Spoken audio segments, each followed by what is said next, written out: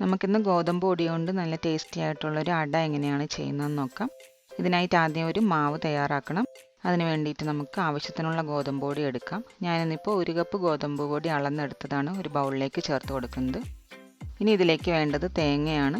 തേങ്ങ കൂടുതൽ ചേർത്താൽ അത്രയും ടേസ്റ്റ് കൂടും. ഞാനിന്നിപ്പോൾ 1/2 കപ്പ് തേങ്ങ അളന്നെടുത്ത് വെച്ചിട്ടുണ്ട്. അതും കൂടെ നമുക്ക് ഈ ബൗളിലേക്ക് ആഡ് ചെയ്ത് കൊടുക്കാം. മധുരത്തിന് ചേർത്ത് കൊടുക്കുന്നത് ശർക്കരയാണ്. മധുരത്തിന് ആവശ്യത്തിനനുസരിച്ചിട്ട് ശർക്കര ചേർക്കാം. 1/2 കപ്പ് ശർക്കര അളന്നെടുത്ത് വെച്ചതാണ്. അതും കൂടെ നമുക്ക് ഈ ബൗളിലേക്ക് ആഡ് ചെയ്ത് കൊടുക്കുന്നുണ്ട്. ഫ്ലേവറിന് വേണ്ടിയിട്ട് 1 നുള്ള് ഏലക്കാപ്പൊടി ചേർക്കാം. അതേപോലെ തന്നെ മധുരമൊക്കെ ഒന്ന് ബാലൻസ് ചെയ്ത് കിട്ടാൻ വേണ്ടി 1 നുള്ള് ഉപ്പും കൂടെ ചേർക്കുന്നുണ്ട്. ഇനി ഇതെല്ലാം കൂടെ നന്നായിട്ടൊന്ന് മിക്സ് ചെയ്ത് യോജിപ്പിച്ചെടുക്കാം. ഈ ശർക്കരയും തേങ്ങയും ഈ പൊടിയിൽ നന്നായിട്ടൊന്ന് മിക്സ് ആയിട്ട് കിട്ടണം. ആദ്യം അപ്പോൾ നമുക്ക് വെള്ളമൊന്നും ചേർക്കാതെ നന്നായിട്ട് ഇതൊന്ന് മിക്സ് ചെയ്ത് യോജിപ്പിച്ചെടുക്കാം.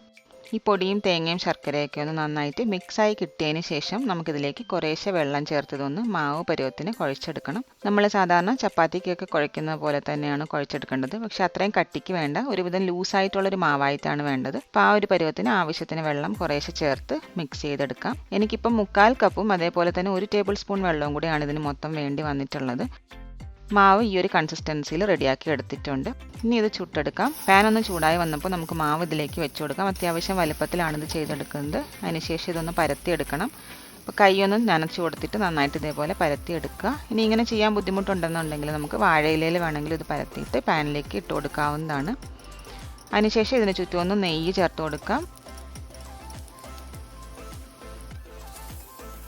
ഇനി ഇതിനെ തിരിച്ചു മറിച്ചിട്ട് നന്നായിട്ട് തന്നെ 2 സൈഡും മൊരിയിച്ചെടുക്കണം. തീ ഒരു മീഡിയം ഫ്ലെയിമിൽ വെച്ചിട്ട് നല്ലതുപോലെ തിരിച്ചു മറിച്ചിട്ട് വേവിച്ചെടുക്കുക. 2 സൈഡും ഒന്ന് മൊരിഞ്ഞ് വന്നപ്പോൾ നമ്മുടെ അട ഇവിടെ റെഡി ആയിട്ടുണ്ട്. ഇനി നമുക്കിത് ഇഷ്ടമുള്ള ഷേപ്പിൽ കട്ട് ചെയ്ത് സെർവ് ചെയ്യാവുന്നതാണ്.